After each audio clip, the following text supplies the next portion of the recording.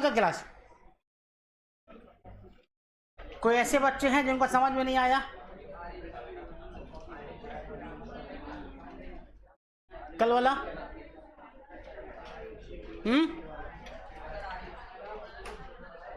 सबको आ गया?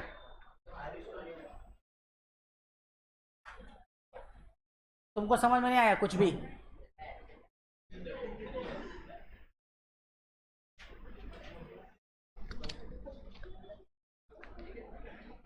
और कोई है जिसको समझ नहीं आया? कल का क्लास तो बहुत ही आसान था, अब परसों का भी। वेक्टर में तुम लोगों को कंफ्यूजन होगा, ये बात मुझे पता है। कंफ्यूजन इसलिए होगा कि मैं चैलेंज के साथ कह सकता हूं कि तुम लोग घर पे जाकर नहीं पढ़ रहे हो, एकदम 100% नहीं पढ़ रहे हो। जिसको भी कंफ्यूजन है, इसका मतलब यह है कि वो बच्चा क्लास में का पढ़ा हुआ चीज है वो उसको जाके घर पे रिवीजन बिल्कुल ना के बराबर, क्या करता ही नहीं है। जो करेगा उसको आएगा 100%। लड़कियों में कोई ऐसी बच्ची है जिसको नहीं समझ में आया वेक्टर? अब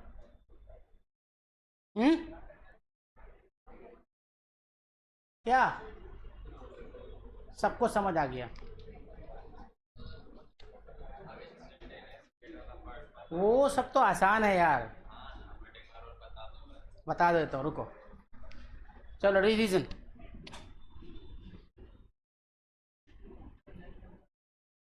वेक्टर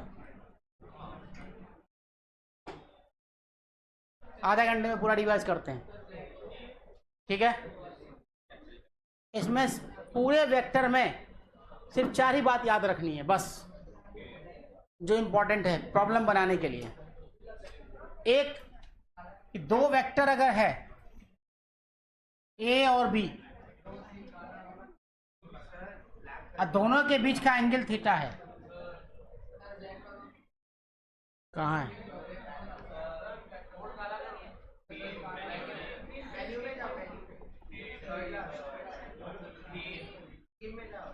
थीम किधर? अच्छा यहाँ, वही दिख नहीं रहा। यही ना?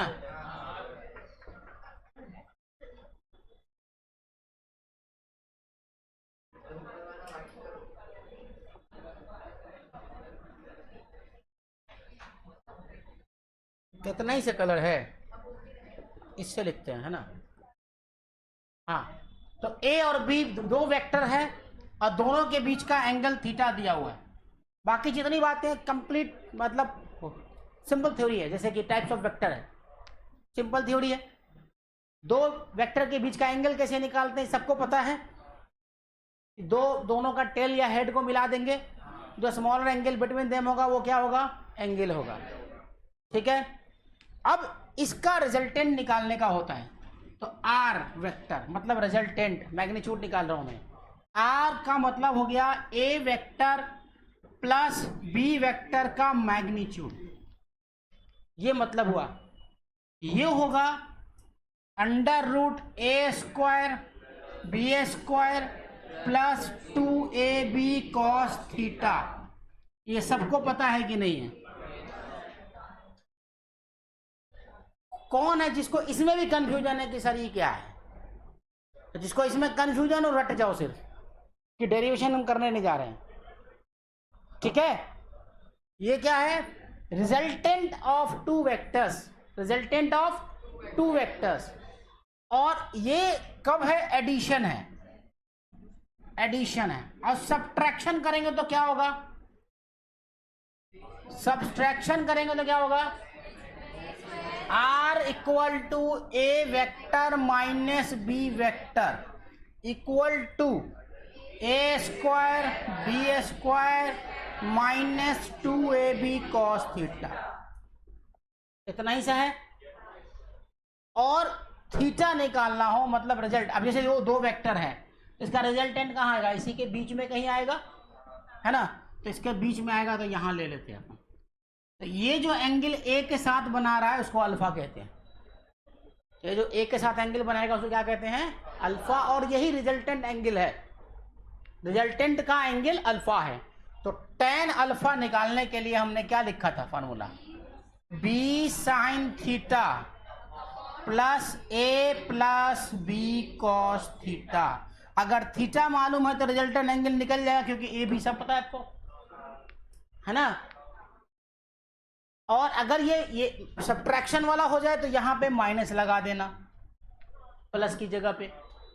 सब्ट्रैक्शन है तो माइनस और एडिशन है तो प्लस लगा देना। इतना ही सा करना होता है। ये था रिजल्टेंट ऑफ टू वेक्टर्स का।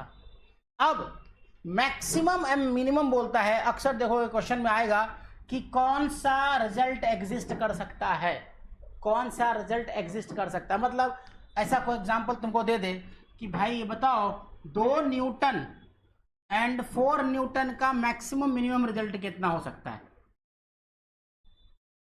2 4 न्यूटन का मैक्सिमम रिजल्टेंट और मिनिमम रिजल्टेंट कितना होगा।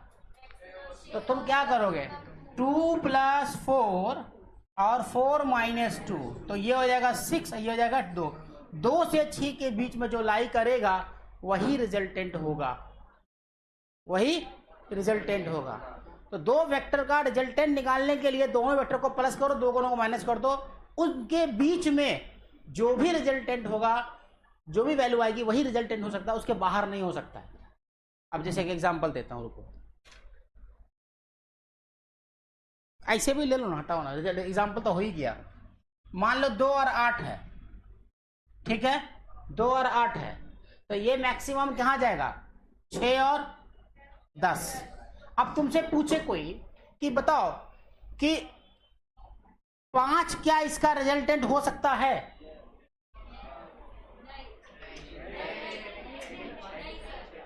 हो सकता है क्या, क्यों नहीं होगा। लास्ट बेंच, कैप, हाँ,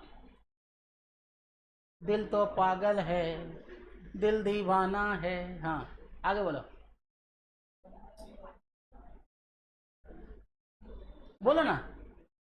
नहीं पता, अभी क्या बता रहे थे, नहीं हो सकता, क्यों नहीं हो सकता, ये तो पूछ रहा हूं मैं। क्या हुआ, 6 से स्टार्ट ही है, मतलब रिजल्टेंट 6 से लेके 10 के बीच ही होगा। ऐसा इसलिए होगा क्योंकि 2 से 8 को प्लस करोगे तो 10 आएगा, 8 से 2 माइनस करोगे तो क्या आएगा, 6 आएगा। क्या ये 11 न्यूटन रिजल्टेंट हो सकता है। तो ऐसा कोई भी क्वेश्चन आएगा तो बना लोगे, और नहीं बनाओगे तो कितना मार खाओगे। हाँ, और तुम्हारे टेस्ट में भी आ सकता है ऐसा क्वेश्चन।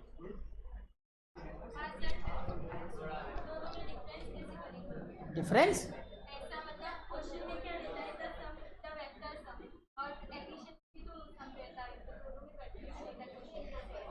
समझा नहीं मैं। हाँ वो क्वेश्चन देखा मैंने, 2 और 8 वाला होगा शायद।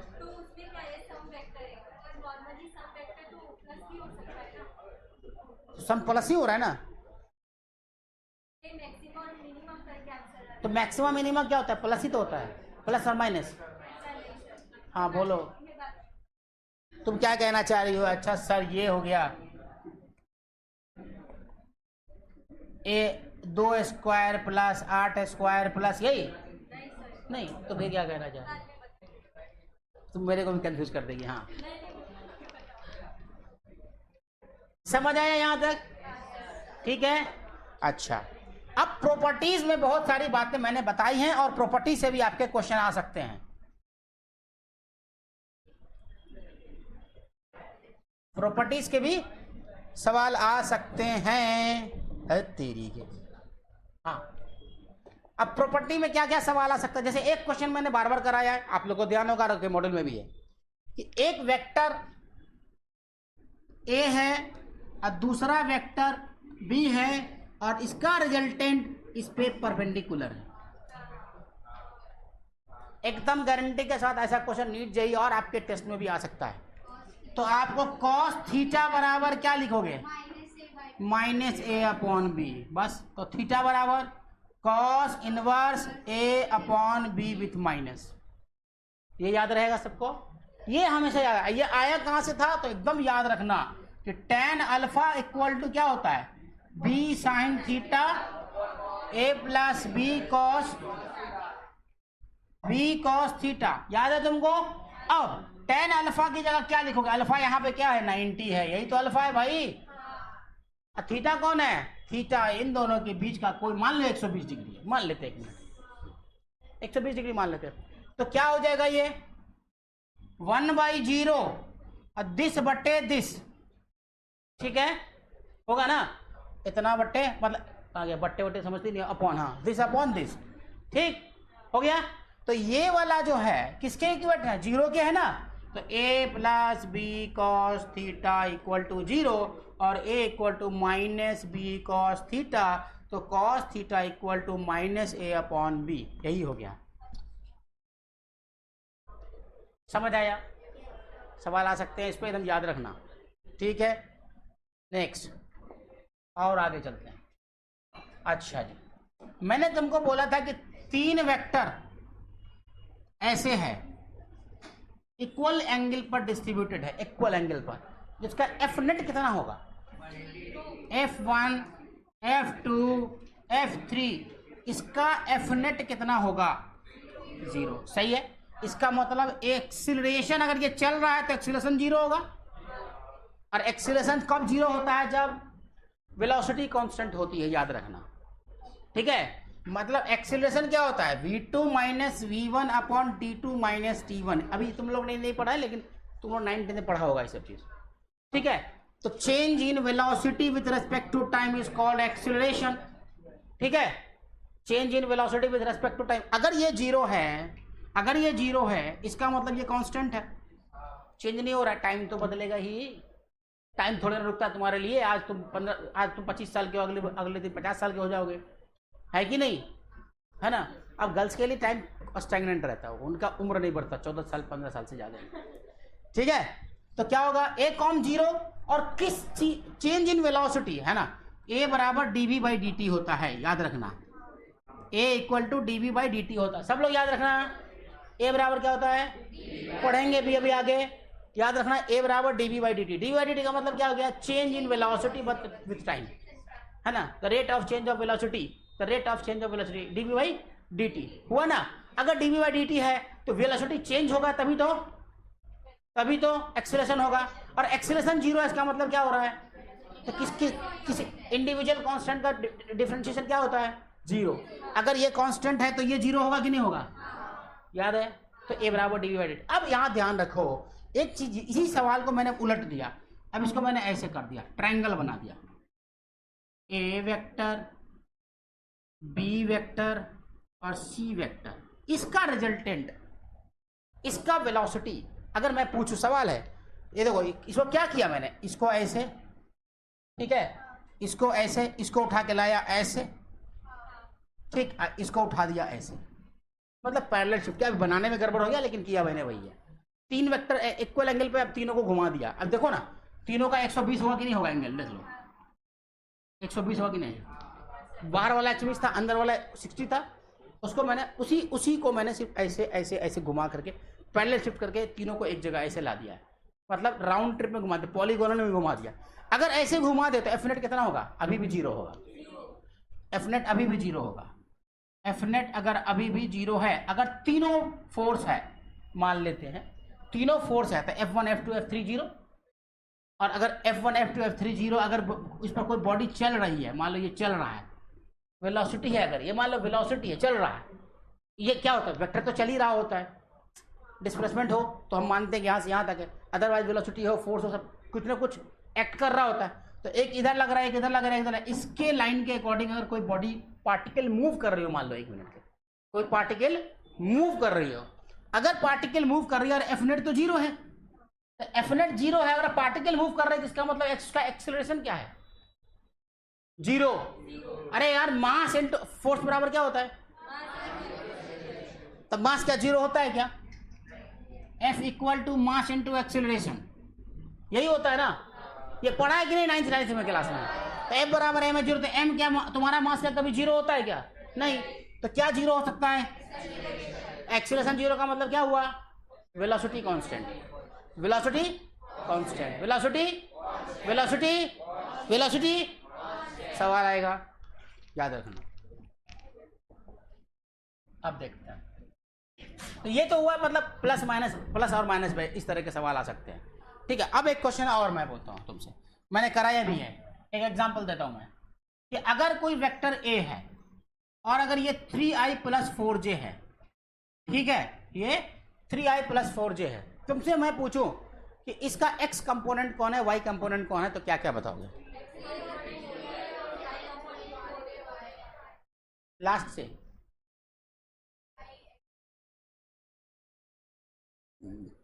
ए वाई है, ए एक्स और ए वाई, ये तुम्हारा क्या है, x और ये y, यही है ना। अब तुमसे पूछे हम कि एक देखो ए वेक्टर है और 2i + 2j, ठीक है, ऐसा दिया, मैंने पूछा कि y एक्सिस के साथ इसका एंगल बताओ, y एक्सिस का एंगल बताओ।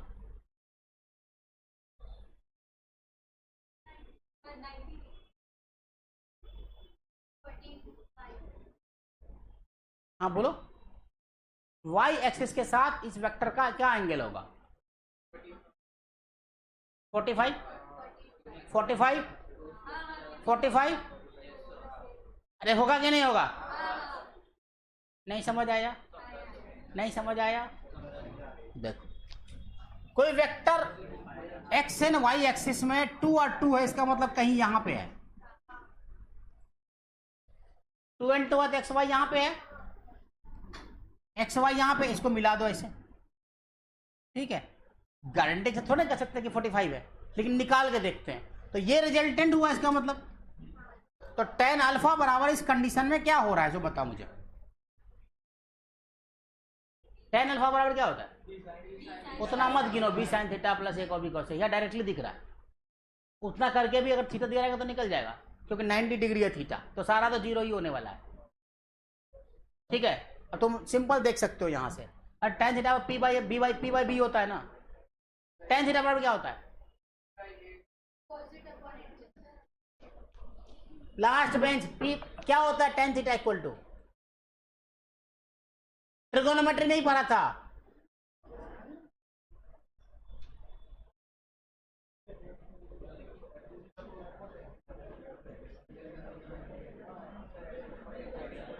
क्या हुआ?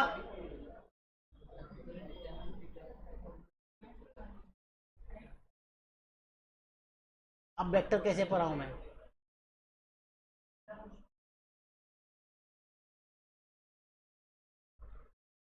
tan थीटा बराबर क्या होगा? हाँ तुम हाँ क्या बोल रहे? परपेंडिकुलर बाय बेस, क्या बोला? हाइपोटेनस बाय बेस,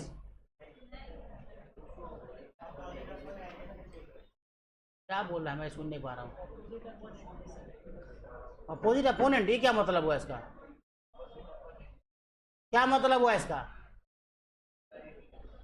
अरे ट्रिगोनोमेट्रिक फंक्शन में sine theta, cos theta, tan theta का वैल्यू पता है? नहीं पता है? नहीं, तुम लोग से नहीं पूछ रहे, उधर लास्ट बेंच से पूछ रहे हैं, जिनको फिजिक्स समझ में नहीं आती है। अगर ये हाल रहेगा तो पढ़ोगे फिजिक्स? अरे tan थीटा बराबर क्या होता है? ये ट्रायंगल तुमको दिया है मैंने और थीटा लिखा है, तो tan थीटा बराबर क्या होता है इसमें? क्या बोल रहा है? बोलो तो यार, जोर से तो बोलता है, नहीं सुनाई क्या देगा? क्या बोल रहा है, बोलो जोर से। एडजेसेंट, अपोजिट अपॉन एडजेसेंट, क्या होता है ये? अपोजिट ये हुआ, एडजेसेंट ये हुआ, तो जोर से बोलने में क्या जाता है? अरे कान साफ करा लिया मैंने 900 रुपया खर्चा करके, फिर भी तुम्हारी आवाज नहीं आ रही है। तो tan थीटा बराबर p/b होगा ना, परपेंडिकुलर बाय बेस। अगर परपेंडिकुलर बाय बेस है तो ये क्या है? परपेंडिकुलर 2 है, बेस क्या है? 2 है, तो 2/2, और 2/2 क्या होगा? 1। और कौन सी वैल्यू अल्फा की 1 होती है? tan अल्फा की 45 डिग्री। tan 45 कितना होता है? क्योंकि 1/√2 1/√2 √2 कट गया 1,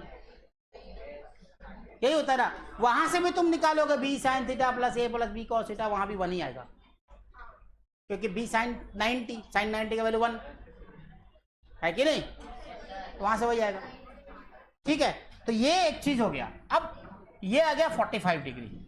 अब इसी में तुमको एक क्वेश्चन और मैं पूछ दूं कि 2i plus 2j and 2i minus 2j, ये दो वेक्टर दिया हुआ है, इन दोनों के बीच का एंगल बता दो। 2i प्लस 2j और 2i माइनस 2j के बीच का एंगल कितना होगा? 90 2i प्लस 2j और 2i माइनस 2j का एंगल क्या होगा? 90। अरे सिंपल, बहुत सिंपल है सवाल सर। देखो कैसे हुआ, देखो कैसे हुआ। एक वेक्टर तुमने i मान लिया 2 इंटू i, ऐसा मान लेते। अब तुमने एक वेक्टर मान लिया 2j। अब तुम डायरेक्टली भी सोच सकते हो, इतना करने की भी जरूरत नहीं है। तो 2i प्लस 2j का रिजल्टेंट यहां आ रहा है और 2i माइनस 2j का, तो 2j को क्या करते हैं हम लोग, नीचे कर देते हैं माइनस 2j, है ना। तो दोनों का रिजल्टेंट कहाँ आएगा? यहाँ। और ये दोनों कितने डिग्री पे एक दूसरे पे करेगा? 90 पे। ऐसे इसको समझ सकते हो, है ना। जैसे 2 प्लस 2i प्लस 2j कहाँ था? बीच में था। उसी तरीके से 2i माइनस 2j नीचे एकदम बीच में होगा, तो दोनों के बीच का एंगल कितना बचेगा? 90 डिग्री। समझ आया? आया पक्का एकदम?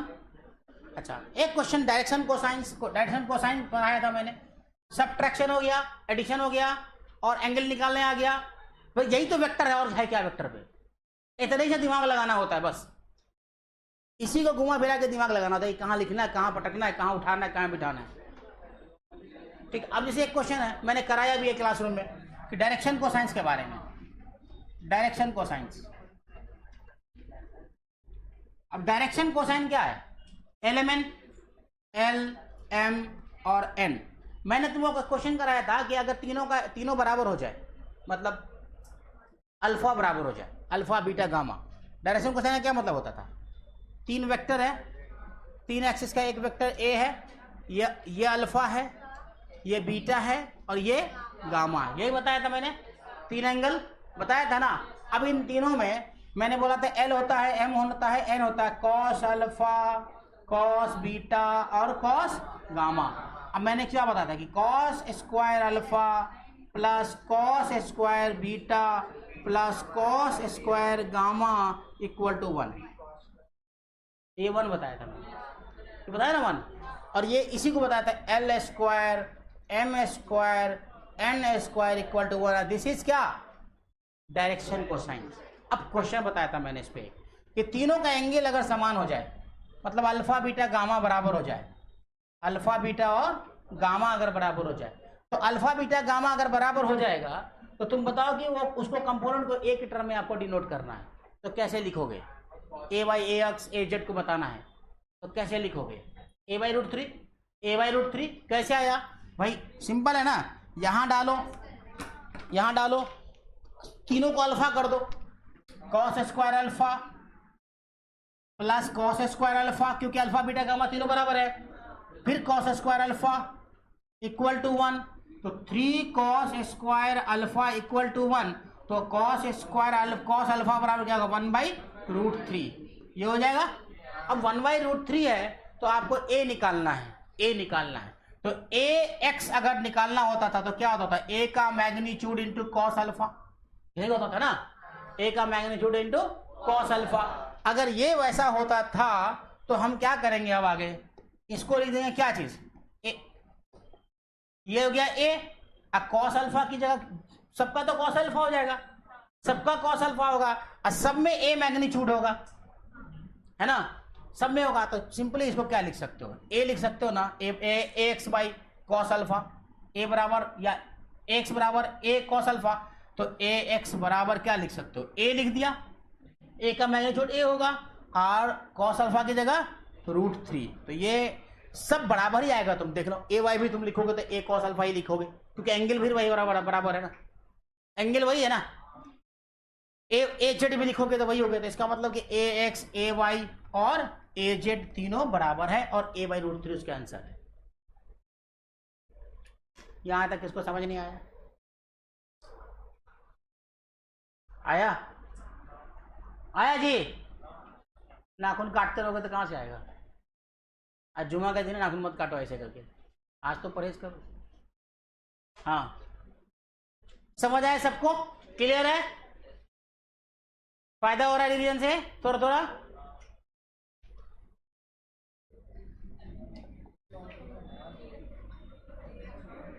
अच्छा, मैंने यूनिट वेक्टर बताया था, यूनिट वेक्टर,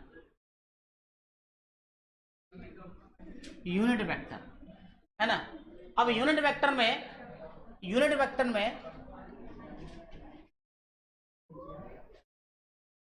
वेक्टर में क्या लिखोगे?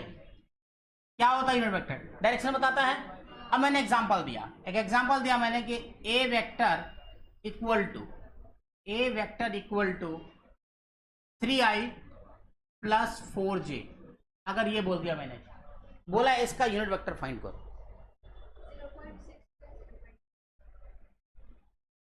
0.3 9 4 6 16 25/5, अब 5 6 30। हाँ,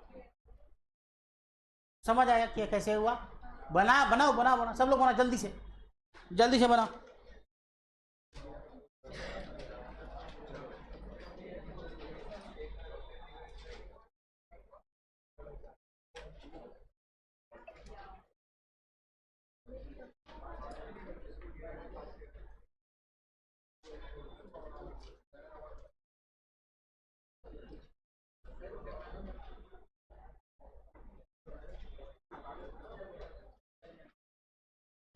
जल्दी से बना के दिखाओ।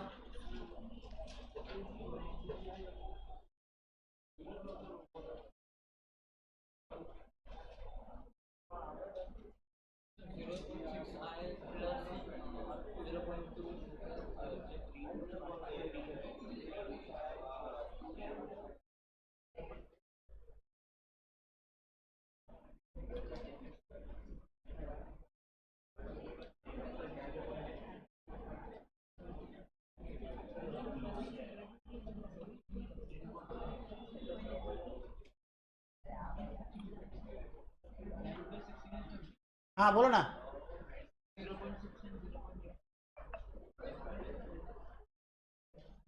हाँ, तुम लोग का आ जाएगा, मालूम है मेरे को।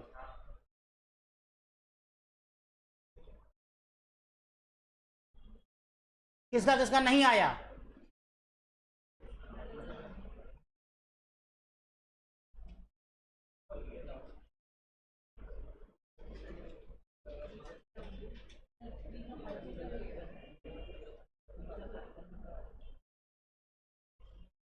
कोमल आ गया?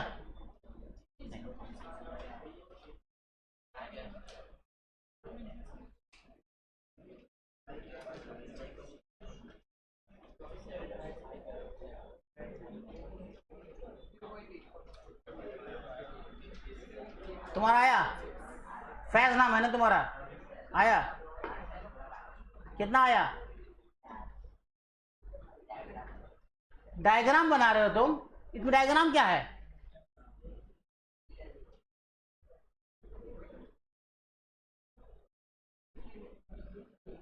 तस्नीम आ गया? मरियम कहाँ है? नजर नहीं आ रही है? वही तो मैं देख रहा हूँ, कहाँ गई?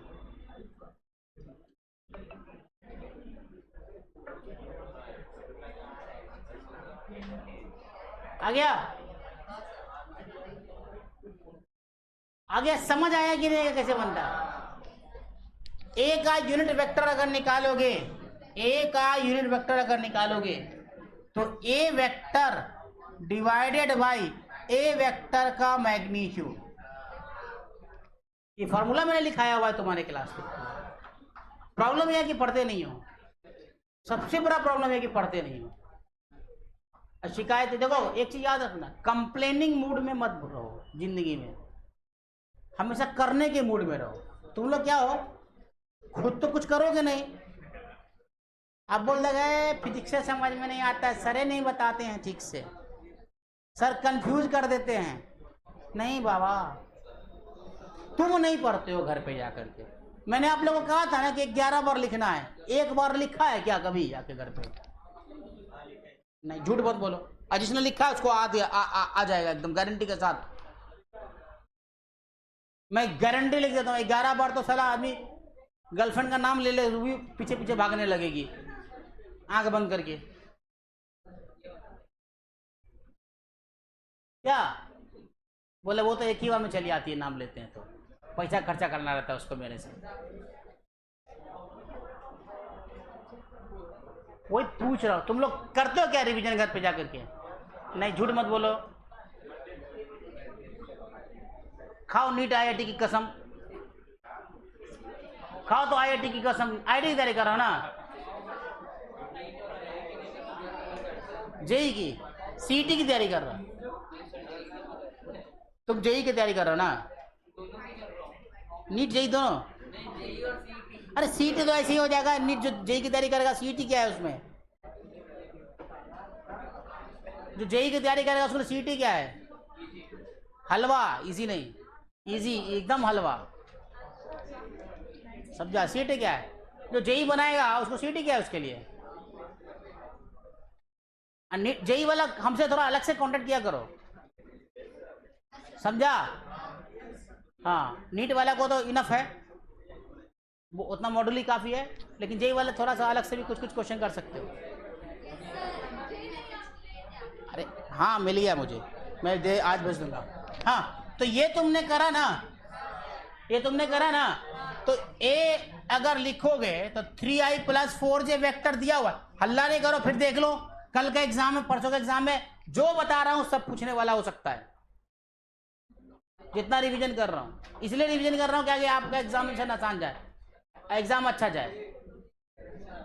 ai + 3j यूनिट वेक्टर निकाला मैंने, तो ये क्या हो जाएगा? 5। तो 5 हो जाएगा तो 0.6i + 0.8j।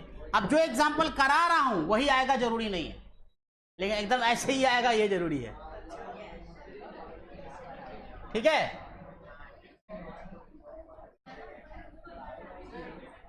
क्योंकि जितना पढ़ाया है आएगा उसी में से, जितना पढ़ाया है ना मैंने उसी में से एग्जाम में कुछ क्वेश्चन है। एक आध क्वेश्चन इधर उधर हो सकता है, लेकिन 99% सवाल वैसे ही होंगे जो मैंने क्लास में कराए हैं। 25 ही क्वेश्चन है सब। हाँ, 25 क्वेश्चन है, ज़्यादा नहीं दिया इधर, 50 देना था लेकिन 25 ही दिया। पता नहीं कितना टाइम है, वो तो बताओ कितना दिन में बन जाएगा क्वेश्चन। अगर जरा सा भी अकल प्रैक्टिस किया हुआ है तुम्हारा कल तक, तो सिर्फ 20 मिनट में सारे सवाल बन जाएंगे। इतना इजी है, आसान सवाल ही पूछ दिया। 1 या 2 सवाल बहुत टफ होगा उसमें, बस जो नहीं भी बनाओगे तो कोई बात नहीं, ठीक है? हो गया, चलो। अच्छा, एक सवाल नीट में, जेई में खासकर खूब पूछे जाते हैं, तुम्हारे साथ मॉड्यूल में भी एक क्वेश्चन है उस तरह का, मैंने देखा है कि मान लो कि तुम्हारे पास एक वेक्टर ऐसा है और एक वेक्टर ऐसा है और एक वेक्टर ऐसा है, ठीक है? तो ये वेक्टर क्या है? ए है, ये बी है और ये सी है, ठीक? ए बी और सी वेक्टर है। तो तुमसे पूछा ऑप्शन में कि इसमें से कौन सा सही है। पूछ रहा है कि C vector equal to B plus A vector, दूसरा C vector equal to A vector plus B vector, तीसरा सी वेक्टर इक्वल टू, क्या लिखो, सी बी प्लस ए भी हो गया, ए प्लस बी भी हो गया, तो सी वेक्टर, अब मान लेते B vector equal to A plus C vector, और चौथा नन। तो अनीता, बबीता, सविता, गलिता, सब बता मेरे कौन है?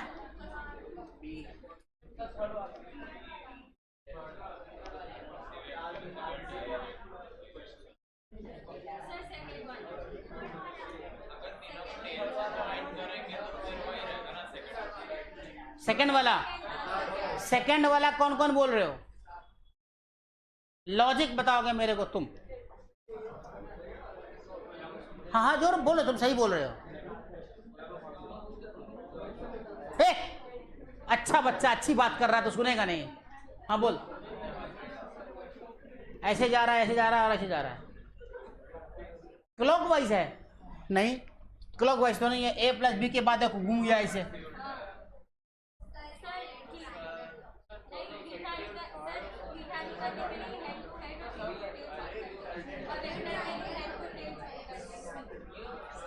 सिंपल है ना ये तो, याद करो ना, ए वेक्टर बी वेक्टर और आर वेक्टर, तो यही तो हो रहा है, ए वेक्टर बी वेक्टर और आर वेक्टर। ट्रायंगल लो, तो ऑप्शन ये वाला सही है, ये सही है, ए प्लस बी प्लस सी। ठीक है, ऐसे सवाल आते हैं, खूब आते हैं, तुम्हारे मॉडल में भी है तो बनाओ, है तो सिर्फ देखने के लिए नहीं है वो।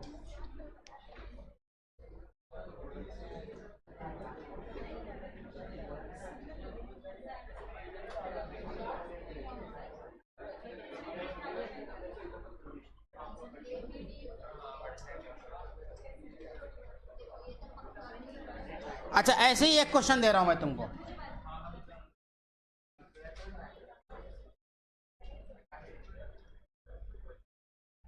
ए वेक्टर बी वेक्टर और सी वेक्टर ऐसा है, ठीक है। तो यहां तुमसे रिलेशन पूछ रहा है कुछ। ऑप्शन ए में दिया है ए वेक्टर प्लस बी वेक्टर, क्या सही है या गलत है, ये पूछ रहा है। ठीक है, सी के लिए पूछ रहा है। For C vector A plus B में A vector minus B vector, C में B vector minus A vector और डी में minus A vector plus B vector.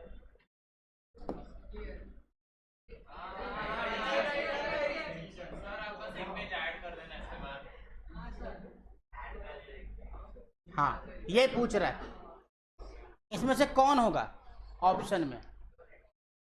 चौथा ऑप्शन होगा। यासीन के हिसाब से, अब्दुल्ला यासीन के हिसाब से चौथा आंसर होगा।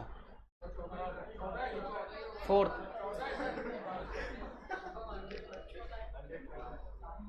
चौथा ही होगा। किसका चौथा होने वाला है? सब तो जिंदा ही है यहाँ पे।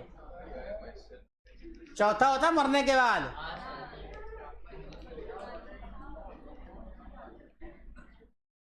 हाँ तो क्यों होगा?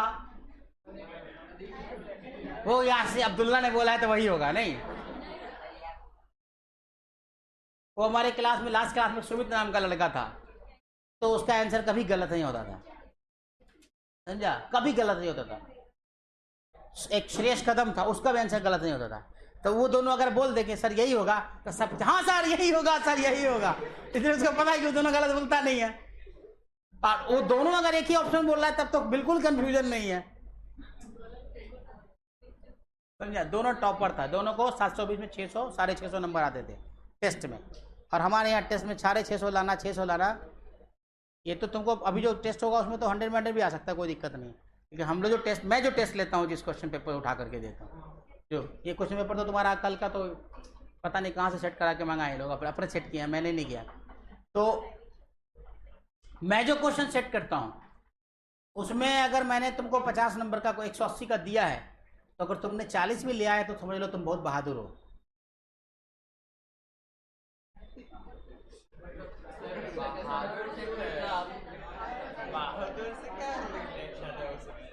समझा? अब उसमें क्या होता है, बच्चे कहते हैं इतना टफ सवाल। अबे टफ सवाल करोगे तब तो आसान आएगा, अपने आप हो जाएगा। ये तो घर का टेस्ट है ना यार, घर में खाना बनाना सीख लो। घर में चिकन में नमक रख दे कोई बात नहीं, कि बाहर जाकर नमक ज्यादा खिला दोगे किसी को तो वो मारेगा बहुत। पहले नमक ज्यादा रख के खा लो, चीनी कम रख के खा लो, सब कुछ प्रैक्टिस घर में कर लो। बाहर तो फिर अपने को लड़ना ही है, वहां आइडियलिटी दिखाना है ना। ठीक। और जो क्वेश्चन बंसल से आता था डायरेक्टली, मतलब हेड ऑफिस कोटा से, वो आसान होता था। तब बच्चा लोग बोलते थे भगवान ऊपर वहीं से आए, कोटा से आए, करीम सब नहीं सेट करें, समझा। तो भगवान भगवान करता था बच्चा से। तो ठीक है, वहाँ का क्वेश्चन भी आसान ही रहता है। कब वहाँ का जो एडवांस लेवल का क्वेश्चन होता था, वो एक बच्चे से किसी बच्चे से एक सवाल नहीं हिलता था। वहाँ का एडवांस का क्वेश्चन जो आता है, जेई एडवांस का। जेई एडवांस क्या है? नीट की पूरी फिजिक्स, जेई एडवांस का 2 क्वेश्चन, खत्म। नीट वाले की पूरी फिजिक्स, एडवांस वाले का 2 सवाल, बात बराबर है दोनों, कोई खास बात नहीं है उसमें, कोई फर्क नहीं है। ऐसे ऐसे सवाल आते हैं एडवांस में। अब सवाल क्या देगा? स्प्रिंग में करंट लगा देगा। उसमें क्या करता है एडवांस वाले सवाल में? स्प्रिंग है, इसमें ब्लॉक लगा हुआ है। अभी तो सिंपल सवाल है ना, केएक्स का घिस दो, केएक्स हो गया। अभी क्या करेगा कि नहीं भैया ऐसा नहीं है, इसमें मैंने लगा दिया है एक चार्ज पार्टिकल क्यू, ठीक, और एक स्प्रिंग यहां से यहां भी लटका दिया है, इसमें भी लगा दिया है चार्ज पार्टिकल क्यू। अब दोनों ये इधर जा रहा है, ये पॉजिटिव चार्ज रख दिया, ये पॉजिटिव चार्ज रख दिया, ये पर। अब ये इधर भागेगा, ये इधर भागेगा, भागेगा भागेगा, जाहिर सी बात है, पॉजिटिव चार्ज, दोनों चार्ज सेम चार्ज है तो भागेगा। अब वो भागेगा तो बोलेगा कि इसका टाइम पीरियड, इसका टाइम पीरियड निकालो, और दोनों का रिजल्टेंट टाइम पीरियड निकालो। रोते रहो तुम बैठ करके, समझा। ऐसे सवाल आते हैं एडवांस में। ये तो बहुत छोटा सवाल बताया मैंने। एक सवाल 2022 में इतना खतरनाक, मेरा कम से कम 3-4 घंटा मेरे को खुद को लगा बैठ के बनाने में कि क्या है ये सवाल, तो इतने होते हैं। तो इसलिए एडवांस की तैयारी जो है थोड़ी एडवांस होती है। तो अब मैं थोड़ा सा बात थोड़ा टफ करता हूं तो तुम लोग को देखते रोने लगते हो, सबका चेहरा मुझे दिख जाता है कि नहीं समझ में आ रहा है। यहाँ पर कोई पूछने आएगा कि करीम सर का क्लास समझ आता? नहीं सर, फिजिक्स से समझ में नहीं आता है। अरे कहाँ से समझ में आएगा? इतना आसान होता तो तुम घर पे नहीं पढ़ लेते? घर पे नहीं पढ़ते? अरे फिजिक्स के लिए कोचिंग आते हो, बायोलॉजी केमिस्ट्री के लिए नहीं आते हो?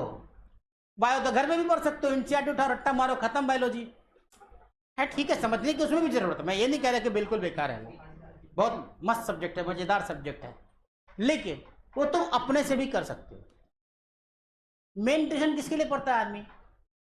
फिजिक्स के लिए पढ़ता है, फिजिकल केमिस्ट्री के लिए पढ़ता है। फिजिकल केमिस्ट्री भी बड़े रूल आवे है, समझा। और कुछ किताबें फिजिकल केमिस्ट्री में ऐसी हैं जो टीचर डर से ना बतावे है किसी बच्चे को कि कहीं वो लेके आ गया तो मेरी लग जाएगी। अब हमारे जमाने में एक बुक चलती थी फिजिकल केमिस्ट्री में, आरसी मुखर्जी की, भारतीय भवन से आती थी, आरसी मुखर्जी की। नीट वाले भी बनाते, जेई वाले को तो बनाना ही चाहिए, लेकिन कोई टीचर पूरे इंडिया में अब उस बुक को रिकमेंड क्यों नहीं करता? क्योंकि बनाना उसको ही पड़ेगा। अपने से बन जाए तो अच्छी बात है, बन जाते हैं। मैंने बनाई थी पूरी की पूरी बैठ करके, पूरी किताब मैंने बनाई थी अपने टाइम में। आरसी मुखर्जी, एच.सी. वर्मा, ये सब अपने से बनाना पड़ता है। खैर उसके ऊपर जाने का नहीं है। बहुत सारे लोग रश्मिक हेलिडे भी बोलते हैं बनाने के लिए, कोई जरूरत नहीं है। जेई वाले के लिए बोल रहा हूँ। नीट वाला ये सब गलती मत करना, छूना भी मत। मॉड्यूल ही काफी है, बोला ना एडवांस का 2 क्वेश्चन, नीट पूरी फिजिक्स। तो इसलिए नीट वाले गलती से भी मेरा वाला गलती मत कर लेना। मैं AIPMT का तैयारी करता था, HCV लेके बैठा रहता था, तो फिजिक्स अच्छा हो गया, बायोलॉजी कभी अच्छा नहीं हुआ मेरा, हमेशा बायो गड़बड़ होता था। 200 मतलब कितना, अभी 90 क्वेश्चन पूछते हैं ना, कितना पूछते हैं? 90 क्वेश्चन पूछते हैं ना अभी। हमारे ज़माने में 100 क्वेश्चन पूछते थे बायोलॉजी में। 800 का एग्जाम होता था, अभी 720 का होता है ना, मेरे टाइम में 800 का होता था, CBSE PMT का था उस टाइम में। तो 800 में 200 में से मेरे को 40 भी नहीं बनता था मेरा, 100 क्वेश्चन में से बायोलॉजी में। फिजिक्स में मैं 50 में 45, 40, 42 कर देता था। क्यों? क्योंकि सिर्फ HCV पढ़ता था, और HCV पढ़ने के चक्कर में दूसरा किताब पढ़ने का, कुछ भी पढ़ने का मौका ही नहीं मिलता था मुझे।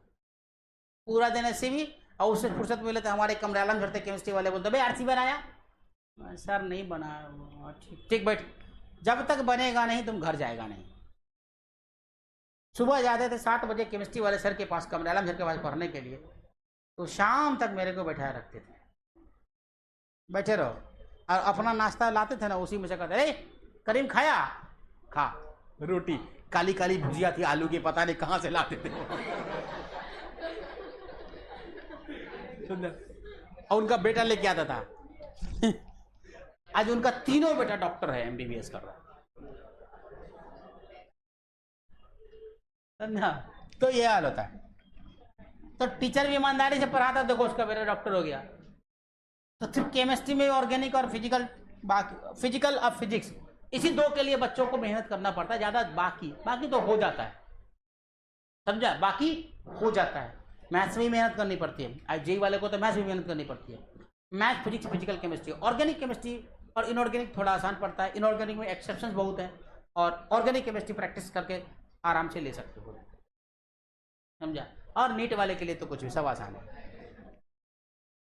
हाँ, तो क्या बता रहे थे हम? हाँ, ये वाला आंसर था ना, -b + c माइनस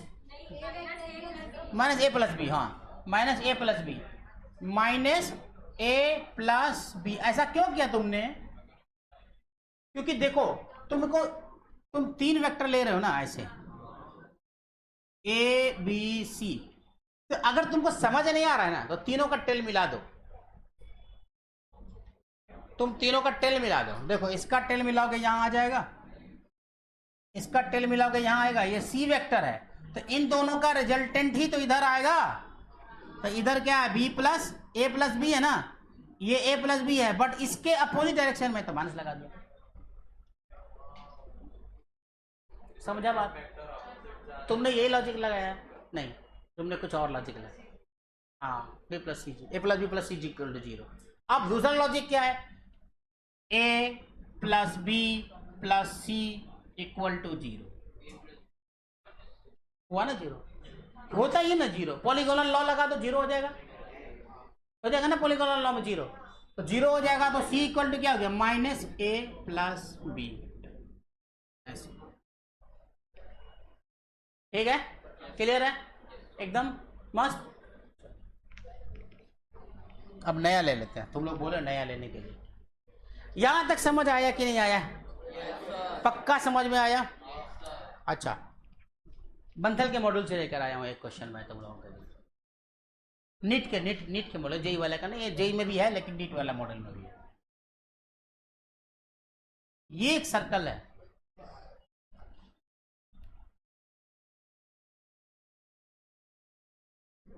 ठीक, एक पार्टिकल का वेलोसिटी v यहां पे है,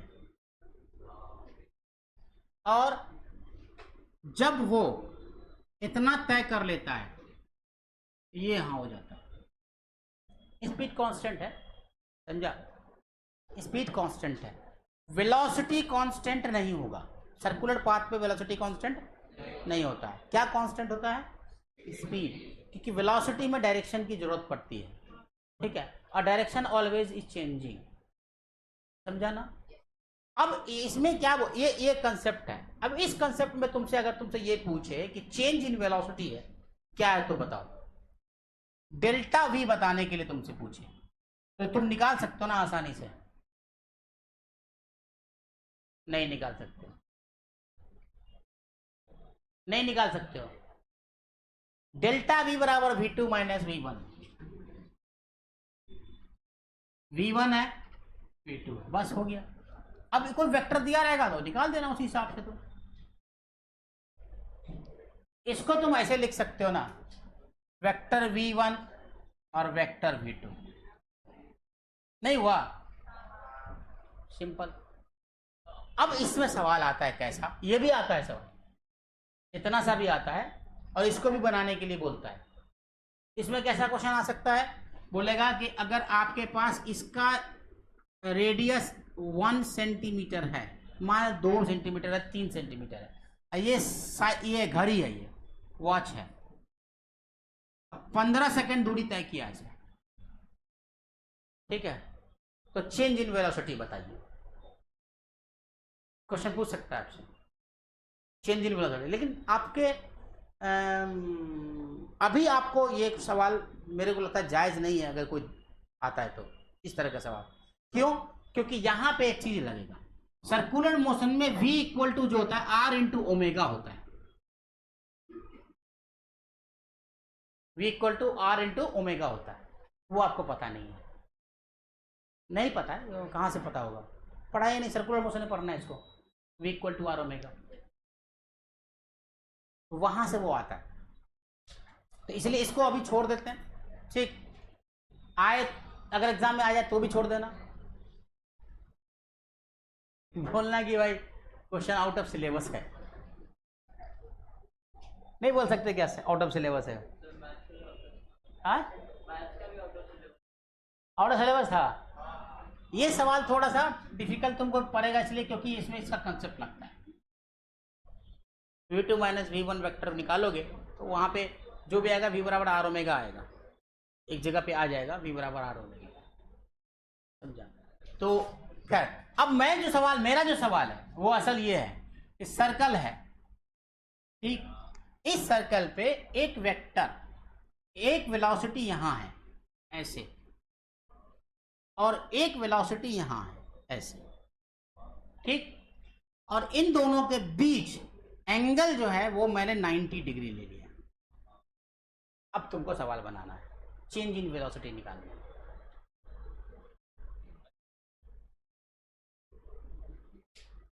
थोड़ा सा हल्का सा दिमाग लगाना है, एकदम इतना सा जो तुम्हारे पास है, चेंज इन वेलोसिटी निकालना है। ए particle started from here v1 से और v2 पे गया है, और दोनों की वेलोसिटी v है, मान लो v1 लिख रहा है, v2 लिख रहा है, मगर ये मैग्नीट्यूड v है, इसका मैग्नीट्यूड v है, यह ध्यान रखना, मतलब कांस्टेंट स्पीड से जा रहा है। तो बोला चेंज इन वेलोसिटी निकालिए, constant speed but change in velocity, क्योंकि चेंज तो वेलोसिटी में ही हो रहा है, डायरेक्शन चेंज हो रहा है ना। यहां पे तो तुम स्पीड वेलोसिटी दोनों बोल सकते हो ना, इसको v1 वेक्टर v2 वेक्टर बोल सकते हो ना, तो डायरेक्शन भी है, मैग्नीट्यूड भी होगा, कुछ v है मैग्नीट्यूड इसका।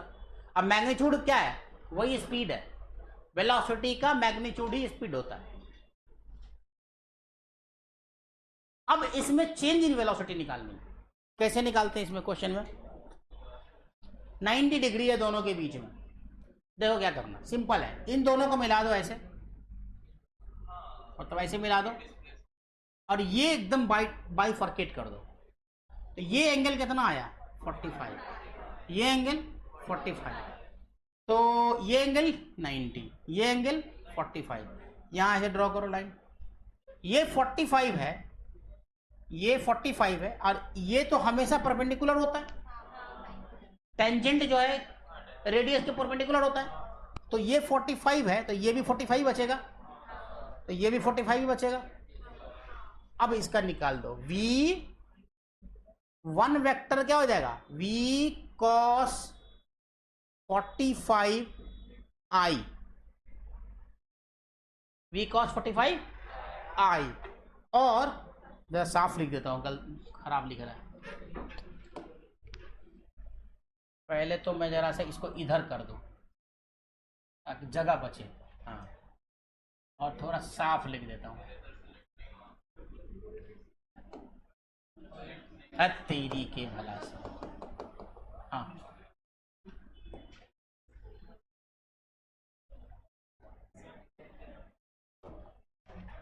तो ये एंगल कितना आ गया 45, तो v1 वेक्टर क्या लिखोगे,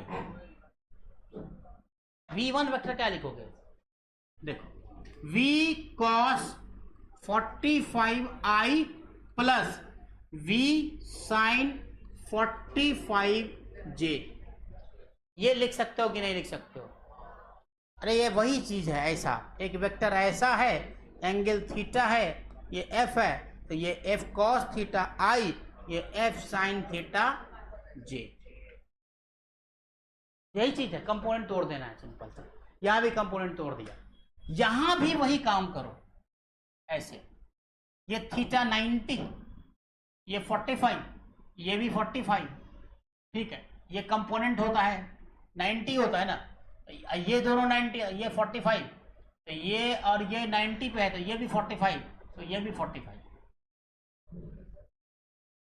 आ रहा। आसान से मैंने दे दिया 45 करने के लिए तुमको।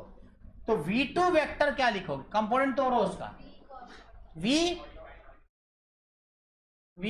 cos 45 क्या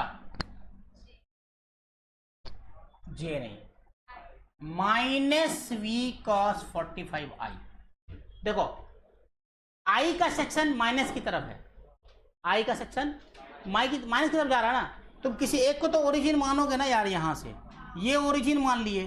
अब वेक्टर यहां है तो ये वाला कंपोनेंट तो माइनस में है, ये प्लस में है, ये प्लस में है, ये माइनस में है। ये तो करोगे ना, मानोगे ना ऐसा। ये वो माइनस आई है तो माइनस को बाहर कर दिया मैंने, ठीक। प्लस V cos 45J, ये समझ आया, सॉरी साइन, हाँ साइन साइन साइन, हाँ साइन 45J समझ आया कि नहीं आया? पक्का समझ में आया ना। अब डेल्टा V निकाल दो। अब डेल्टा V होता है ना change in velocity, delta V निकालोगे, इसका मैग्नीट्यूड अपन निकाल देते हैं, है ना। डेल्टा V का मैग्नीट्यूड, चलो पहले डेल्टा V निकालते हैं, तुम्हारे हिसाब से डेल्टा V निकाल देते हैं। डेल्टा V निकाल देते हैं।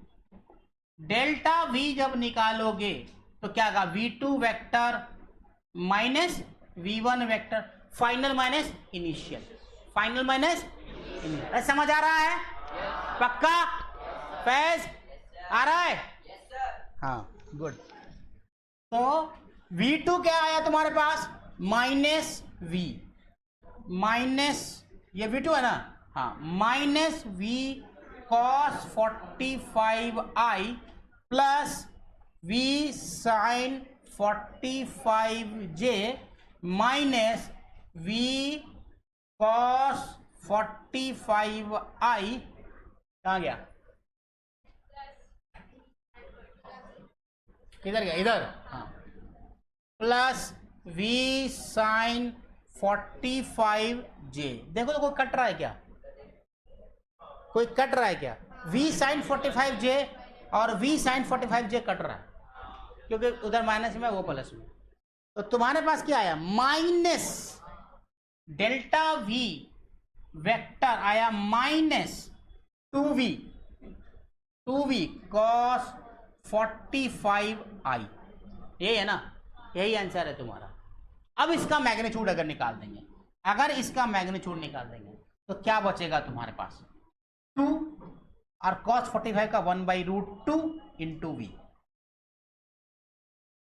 ये आंसर है।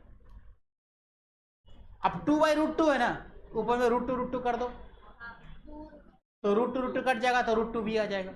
तो आंसर कितना आएगा, √2V। ये आ गया डेल्टा V। समझ आया कि नहीं आया, सो बताओ। अब तुमसे सवाल कई तरीके से पूछ सकता है, इस एंगल को अब ये 120 भी कर सकता है, इस एंगल को 60 भी कर सकता है, सवाल में 30 भी कर सकता है, 40 भी कर सकता है। बंसल में 40 दिया हुआ था, मैंने 90 इसलिए लिया है क्योंकि 40 कर दे तो -20 डिग्री एंगल आता। तो तुमको 10-20 का वैल्यू पता नहीं है, जेई वालों को पता होना चाहिए। उसको सिंपल आंसर लिख देना है। उसका ऑप्शन में जो है ना 20 डिग्री का, या तो ऑप्शन में आंसर में दिया रहेगा कि साइन 20 का वैल्यू इतना होता है, cos 20 का इतना वैल्यू होता है, नहीं दिया रहेगा तो सिर्फ इतना टर्म में लाके छोड़ दो। हाँ यही होगा। अगर मैग्नीट्यूड पूछ देगा तो आई और माइनस खत्म हो जाएगा, सिंपल ये बचेगा 2V sin 45। समझा? 20 डिग्री अगर होगा तो 40 डिग्री अगर होगा तो 20 बचेगा ना फिर वो। समझ आया कि नहीं आया? नहीं आया समझ में? नहीं आया? देख ना बोलता है तो मेरा ब्लड प्रेशर हाई होने लगता है, इसलिए कि जब जो चीज मन से पढ़ाते हैं ना उसमें थोड़ा दिक्कत हो जाती है, तो फिर मजा नहीं आता मेरे को। और उसकी वजह पता है क्या होता है, तुम लोग रिवीजन करके नहीं आते हो, इसलिए तुम लोग को समझ नहीं आता। अरे मैं नहीं कह रहा कि जाकर तुम बड़ा बड़ा किताब उठा लो घर पे जाकर के, जो पढ़ाया कॉपी में नोटबुक में हो, क्लास को ही यार रिवीजन करके 2-4 बार आओ ना। तुमको सब समझ आने लगेगा। तुमसे भी गधा स्टूडेंट मैं था। बोल सर गधा बोल दिए। बोले नहीं तुम लोग नहीं हो, मैं गधा था, लेकिन मुझे भी तो आया ना सब कुछ। सिर्फ प्रैक्टिस से आया, दिन रात प्रैक्टिस किया यार बस। तुम्हें याद था अभी भी हम पढ़ते हैं, रात भर पढ़ते रहते हैं, इसलिए आज लेट हुआ। रात हम सोए 2:30 बजे, पढ़ के उठे। फिजिक्स कोई चैप्टर उठा लिया पुराना, पढ़ने लगे बैठ के। 2:30 बजे नींद आई। नींद क्या आई, बिस्तर पे गया आऊँ आऊँ आऊँ करते करते, पता नहीं कब नींद है मालूम नहीं। वाइफ सुबह सुबह उठाती है, अरे 6:56 हो रहा है, 7:30 में क्लास है आपका। नहाया भी नहीं है, सीधा उछला एकदम डायरेक्ट बाथरूम में। इसलिए 20 मिनट लेट हुआ आज, और कोई वजह नहीं थी। वरना 7:07 की ट्रेन पकड़ते हैं वहां से, तो हमको आराम से 7:27 में यहाँ पहुंच जाते हैं हम। 3 मिनट में यहाँ पहुंच जाते थे क्लास में। लेकिन आज क्या हुआ कि 7:21 की पकड़नी पड़ी ट्रेन मुझे। अब वो भी आराम आराम चल रही थी। अब उस ट्रेन को भी पकड़ने के लिए मुझे एकदम कबड्डी खेलना पड़ा। मैं ऊपर था, ट्रेन आ चुकी थी एसी वाली जो है 7:21 की नाला चौपारा में, और दौड़ते दौड़ते दौड़ते दौड़ते दौड़ते, प्यास इसलिए बोला था, प्यास लगी हुई है, ला पानी। और उसके बाद यहाँ उतरने नहीं दे रहा था कोई, खुला ट्रेन, तो हम उतर रहे हैं, सब धक्का मार के मेरे को अंदर कर दे रहा है। तो फिर मतलब किसी तरीके से जो है उतर पाए। तो तुम लोग उतना तो पढ़ो कम से कम 2 बजे रात तक, 2 बजे रात तक। हाँ, अभी कुर्बानी दोगे तो फिर जिंदगी भर कुर्बानी देने की जरूरत नहीं पड़ेगी। अगर अभी नहीं दोगे तो मेरी तरह झेलोगे, समझा? इतना खुश मत हो जाओ कि 91% और 96% मार्क्स आया है, उससे खुश होने का जरूरत नहीं है। Marks never decide the future, याद रखना, कभी डिसाइड नहीं करता फ्यूचर को। Marks never decide your future. जो 65 लाया, जो 56 लाया, उसको भी लाइफ में बहुत कुछ मिल सकता है। मेरे खुद के मामा जी आईपीएस अफसर बने, 10th क्लास में 3rd डिवीजन है, 45% से भी नीचे। 45% से भी नीचे मार्क्स है 10th क्लास में, और एडिशनल डीजीपीओ के रिटायर किए चेन्नई से, तमिलनाडु से। इसलिए बोलता हूं मार्क्स नेवर डिसाइड फ्यूचर। जो आदमी 10th में 3rd डिवीजन, यहां तो तुमने सुना भी नहीं होगा, 2nd डिवीजन भी नहीं सुना होगा किसी का, क्योंकि उसको 2nd डिवीजन क्लास है, 2nd डिवीजन। यहां सबको 1st डिवीजन आता है। और उस आदमी को 3rd डिवीजन 10th में आया था, अब वो आदमी आईपीएस बना, और आईपीएस बनने का एडीजीपीओ के रिटायर किया,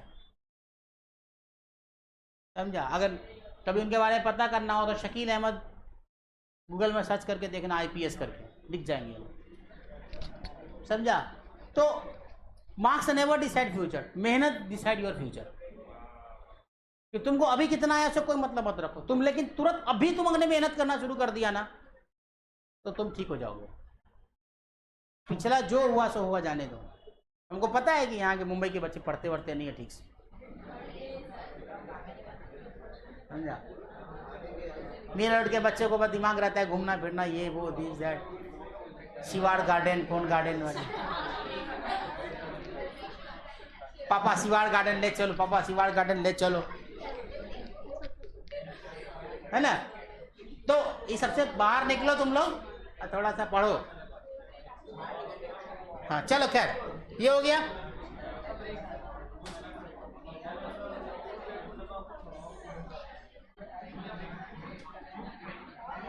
अरे ब्रेक छोड़ो यार। हाँ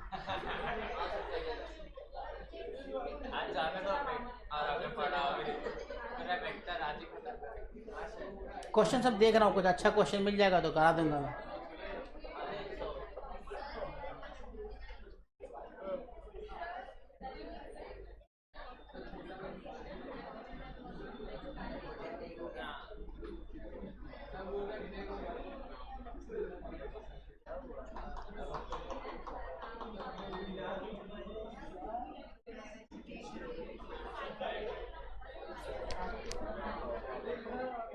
अच्छा, एक क्वेश्चन मैंने कराया था, तुम लोग को याद है कि मान लो कि 0.6 I 0.8 के सॉरी J प्लस C के, ये एक वेक्टर है जो यूनिट वेक्टर है, यूनिट वेक्टर। क्या ये पूछ रहा है कि आप C का वैल्यू बताओ। कराया क्या ऐसा क्वेश्चन? कराया है ना, लास्ट ही दिन कराया था ये, बस बन जाएगा सबसे।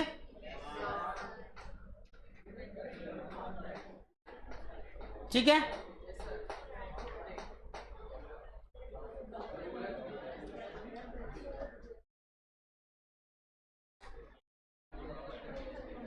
अच्छा क्रॉस प्रोडक्ट है। मान लो कि तुम्हारे पास एक वेक्टर है, ए वेक्टर है, ठीक, बोल रहा है कि इसका पैरेलल वेक्टर निकालो। अगर बी कोई पैरेलल वेक्टर है, ठीक, एक सवाल देखने दो, कुछ है कि नहीं मेरे पास, इस तरह क्वेश्चन है कि नहीं मेरे पास, मैं चेक कर लेता हूँ। अगर होगा तो डायरेक्ट वही करा देगी।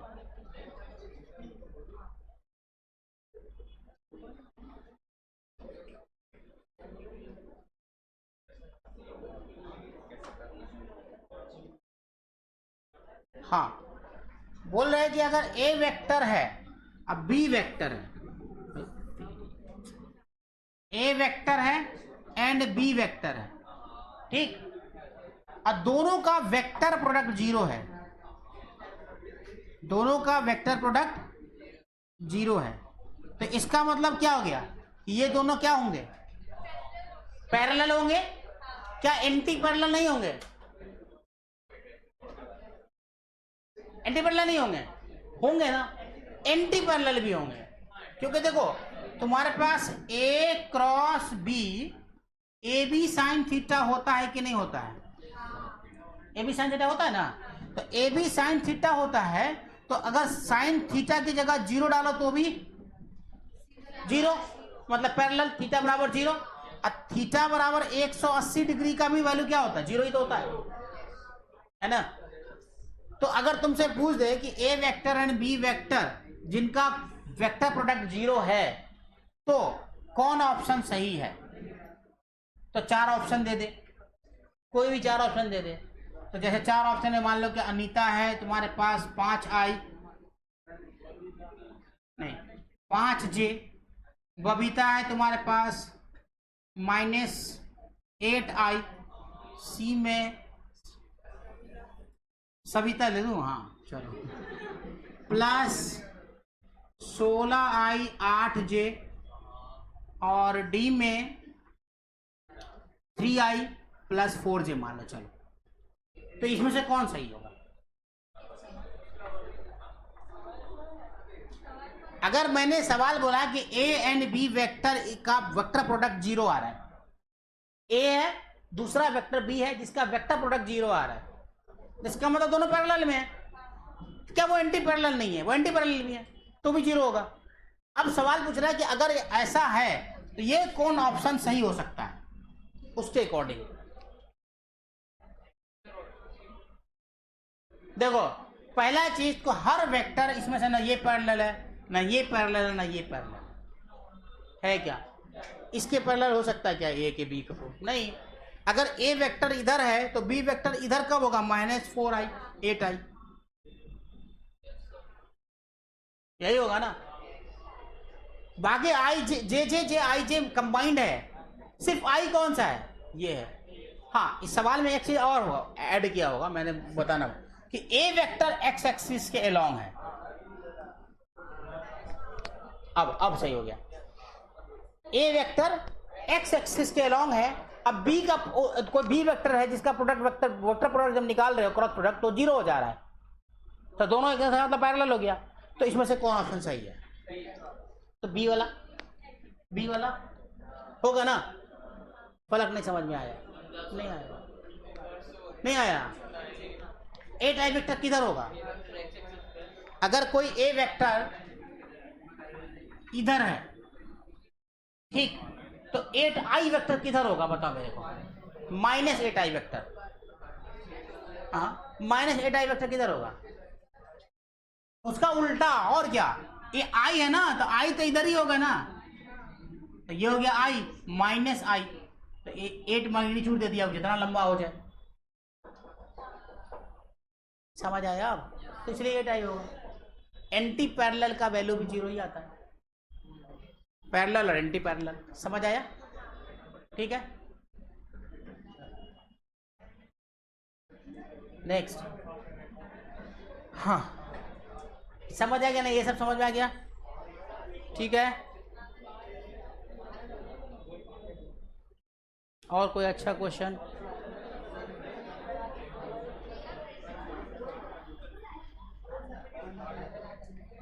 अच्छा ये बताया था मैंने,